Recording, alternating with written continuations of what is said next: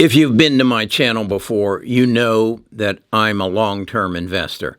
That is to say, I look for things that are going to change the way I live. One of the most predominant things that could change the way I live is if we colonized Mars. Is that a possibility? Well, Elon Musk believes it's a possibility, and he's building a company around just that. He calls it SpaceX, but it's a private company. That means that you have to be a multimillionaire or you have to know Elon to buy into it. And Elon has been raising a lot of money. It is what is commonly referred to as a unicorn. A unicorn is a private company that has a valuation of over $1 billion. SpaceX is valued roughly at $125 billion. So I think it's referred to as a centuricorn. So it has gathered a lot of interest, and it's been able, because of private investment, to avoid going public. That is to say, there are enough people with enough money that are willing to invest in SpaceX without having it subjected to the rigmarole of a publicly traded company. So you'd think of it as it's a investment opportunity that is really only available to the very wealthy up until now. And that is that now you and I can buy shares in SpaceX by buying the shares. I guess the easiest way to say it is that when employees, when suppliers get paid in shares and hard times come, they need to raise capital. They would rather have money than shares in SpaceX. So they sell them. Who buys them? Well, they're on a secondary market. And one of the people who buy them is the company I've come in contact called Disruptor. They buy them and then make them available to me if I fit certain investment criteria. How do they make their money? They will charge me a 5% commission to buy it, and then they will share in the profits from what I bought it for and what I sold it for. Any increase, they'll take 10% of that increase. So that's how they're in it, and that's upfront, and that's okay. I did a video on Master Arts recently, and that's basically the same way they work. So this is an accepted way for you and I to get into this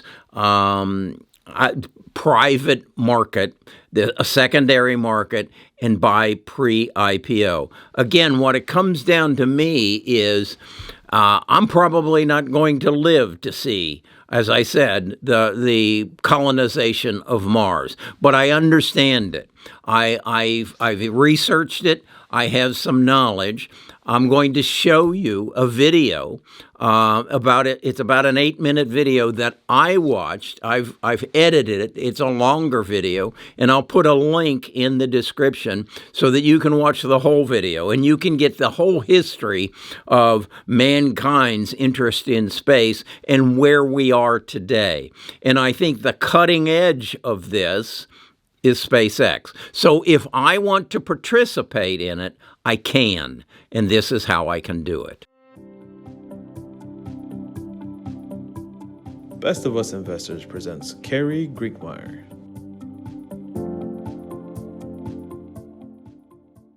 On July 24th, 1969, man found himself on the moon. At the time, it seemed that this was only the beginning, just the first step to new planets. But after 5 more missions to the moon, moon fever was over. We found no life on our natural satellite, and the missions were unreasonably expensive. Dreams of Mars exploration stalled, and mankind seemed to give up on space for the time being. The year is 2021. This decade promises to be an exciting one for space exploration. Reusable rockets, satellite internet, suborbital flights, and space slow tourism are all coming. Why? We see new technologies and startups enter the market offering easier access to space. The increase in competition among companies may culminate in a spectacular spaceship race. In 2004, X Prize, a foundation that encourages radical breakthroughs for the benefit of humanity, announced the results of their first competition, and the first prize was the Ansari X Prize for suborbital spaceflight. The $10 million check went to Scaled Composites for private spaceflight beyond the Earth's atmosphere. The company demonstrated Spaceship One, a reusable suborbital manned spacecraft, and White Knight, a jet carrier aircraft. Spaceship One made 2 suborbital flights, reaching 100 kilometers in altitude in less than a week. Spaceship One's technology was bought by Richard Branson, founder of Virgin Galactic. Take a look at what reaching the edge of space looks like now.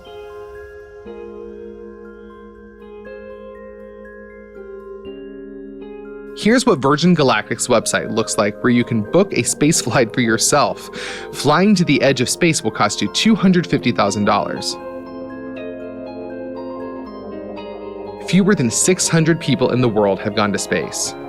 Only 24 people have been on the moon. 7 tourists have visited the International Space Station, and every passenger paid from $20 to $35 million for a ticket. By 2030, the space market, including nanosatellites and space tourism, can potentially reach close to $1 trillion. Several companies and startups are working to make space accessible. Blue Origin, an aerospace manufacturer, was founded by Amazon CEO Jeff Bezos. It closely competes with Virgin Galactic in the suborbital tourism market. Blue Origin also developed an engine that will replace the Russian-made RD-180 engine. The company is also working on its New Glenn rocket, which will become a direct competitor for the Falcon rockets from SpaceX. A New Zealand company named Rocket Lab is developing an ultralight launch vehicle. Astra uses the smallest existing rockets in the world to deliver light cargo to space. Moon Express is a robotic spacecraft for low-cost missions beyond the Earth, including the Moon, asteroids, and Mars. SpaceX is the most exciting thing happening right now in space exploration. The company's goal is to offer the cheapest space transport to put humans on Mars. Elon Musk is the man who came up with this idea. A provocateur, adventurer, workaholic, you name it. But one thing is for sure, every one of Musk's projects is a leap in what humanity can accomplish. By age 12, Musk learned computer programming and sold the code of a video game he created for $500. In the early 2000s, Musk sold his share in PayPal and decided to see if it was possible to live on Mars. The idea was to build a greenhouse first. If the plants survived in Martian conditions, it would be the first step toward the colonization of Mars by humans. Now, he only had to deliver the greenhouse to Mars. NASA's launches cost $100 million, way too much, so Musk decided to travel to Russia to buy intercontinental ballistic missiles, hoping for a good deal. A Russian company offered him a rocket for $8 million, a price way above the market. Musk rejected the offer and instead decided to start a company that could build affordable rockets. He hired engineers and rented out a warehouse in a suburb of Los Angeles, creating the company SpaceX in 2002. Formerly known as Space Exploration Technologies. After 3 failed launches in 2008, SpaceX succeeded in launching its reusable rocket, Falcon 1, delivering its cargo to orbit. SpaceX signed its first contract with NASA to deliver cargo to the ISS and began working on a Falcon 9 reusable rocket. Since 2012, SpaceX has been regularly delivering cargo to space under government contracts and on a commercial basis, which involves pretty much anything: satellites, ashes, and even bolides for races through space to the moon. In 2015, after a dozen failed attempts, SpaceX successfully landed the first stage of a Falcon 9. That year, SpaceX began the development of its broadband satellite internet network, Starlink. And in 2019, the world could view SpaceX's first Starlink satellites in orbit. And this year, SpaceX Crew Dragon, a reusable spacecraft, successfully took astronauts to the ISS and back to Earth. SpaceX reduced the cost of sending a man to space for NASA from $86 million to $55 million. According to Musk, SpaceX's successes are the steps toward the main goal, colonizing Mars. It's a funny thing. A man stopped dreaming about Martians but came up with something more interesting. We will become a Mars civilization. Now SpaceX is working on the Starship system for multiplanetary travel. Starship is a 2-stage-to-orbit launch vehicle. This first stage, which is a booster stage, will deliver useful cargo, and the second stage, also called Starship, is designed to be a passenger-carrying spacecraft.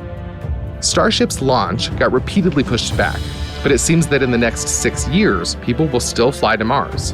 And then, colonization. In the 2010s, an organization known as Mars One planned to make a reality show on Mars, but went bankrupt several years later. A question: how will people live on Mars? One way to solve this problem is terraforming. Terraforming could allow people to live on Mars without spacesuits and domes, but this would require a much thicker atmosphere and liquid water. Elon Musk offered to terraform Mars by detonating nuclear bombs at the poles. This will vaporize its ice caps, releasing a colossal amount of water vapor and CO2 into the Martian atmosphere. Due to the greenhouse effect from the explosions, the planet will heat up. This would lead to a world that has a temperature similar to Earth with a thick atmosphere and liquid water. The next step will be to create a source of oxygen. One way to do it is to use cyanobacteria on Mars, which were responsible for the Earth's breathable atmosphere. Then it would be possible to form soil, plant seeds, and send animals over. And one more question: where will we live? There are options. Meet Marcia, a Mars shelter project, a winner of the NASA competition. Homes, which look like huge beehives, can be printed on a 3D printer from local materials, right on Mars. Such homes will absorb dust storms, radiation, and temperature fluctuations. Inside, they are fashionable, modern, and spacious enough for colonists to work and rest. All in all, we're in store for something really exciting. Percival Lowell made the world believe in life on Mars, long before Elon Musk decided to establish it there. And Galileo was right, long before the Vatican admitted its error in 1992 and rehabilitated him. Space exploration that often looks like a race between countries and companies, from the very beginning has been a journey toward our common dream. As long as interplanetary travel ignites our enthusiasm, we will move toward space. You can join this space race in Disruptor. Okay, so how do I invest in SpaceX? Well, I found this company called Disruptor. I found their app. This is their app. And inside the app, they display the companies that I can invest in. And as you can see, there is quite an array of them. And I come to SpaceX. And it says here I can buy SpaceX between now and November the 12th for $69 a share, and I need to invest a minimum of $1,000. That's how I can buy SpaceX. The question is, do I want to?